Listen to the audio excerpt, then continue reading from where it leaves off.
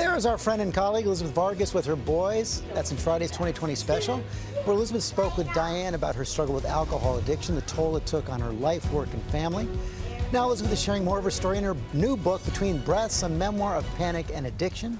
And it's great to have Elizabeth here to talk about it. Thank you. It's great to be here. So how does it feel to get it all out?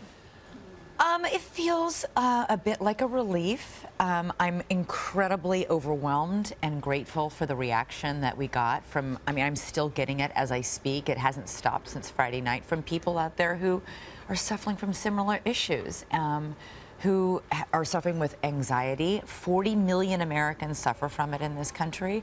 We know from our research that women are more likely to self-medicate, whether it's anxiety, depression, stress, unhappiness, with alcohol. Yeah, for you, and it's one of the things we learned in the special, the struggle with anxiety preceded the struggle with alcohol. That's lifetime, lifelong, huge. And for a lot of women as well. For a huge amount of women, and that's, 62% of women who are alcoholics also suffer from anxiety. It's the leading condition that people, men and women, suffer that leads them to drink too much. So what was it like closer at home? I understand you watched the special with your boys, Sam and Zach. That's it could be a daunting audience. Yeah, it could be, right?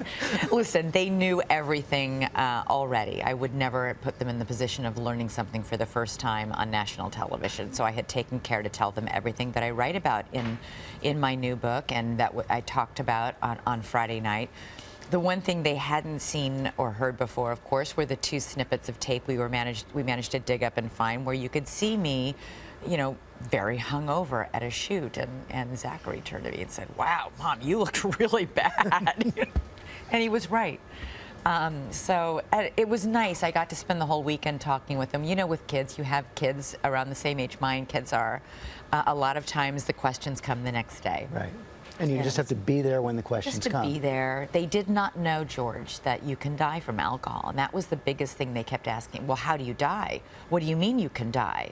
What happens to your body? And I explained all that to them. And what do you say to the people now who may be watching? Clearly it's going to help a lot of people who are going through similar problems, but who say, it's too soon for you to come out now. You haven't been sober long enough. To write this book, you mean?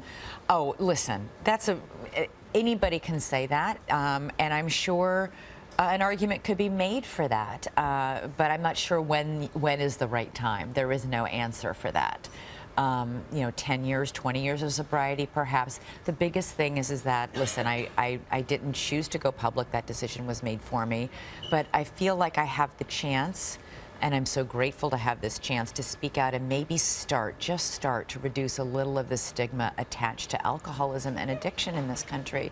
It is a disease. Telling an alcoholic to stop drinking is like telling somebody with depression to be happy. So we have to treat it as a disease, but so many people don't seek help because they're ashamed. Yeah, and they don't, and people have different kinds of triggers. I guess people talk about hunger, anger, lonely, tired. Those HALT. are HALT. Yeah, the acronym is HALT. Hungry, angry, lonely, tired.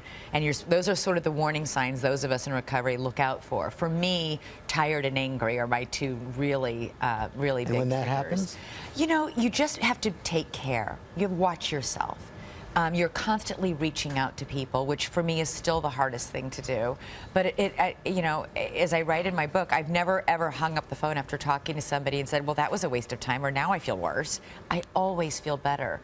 But addiction is such a lonely, isolating disease. You're holding everybody out away from you because you're keeping this big, enormous, horrible, terrible secret and feeling ashamed about it. So the more you can let people in, the healthier you can be, and the happier. So you bring people in, and it brings hope. Yeah, absolutely. You look great. Thanks for coming in. Thank you so much. The book, Between Breaths, is out tomorrow.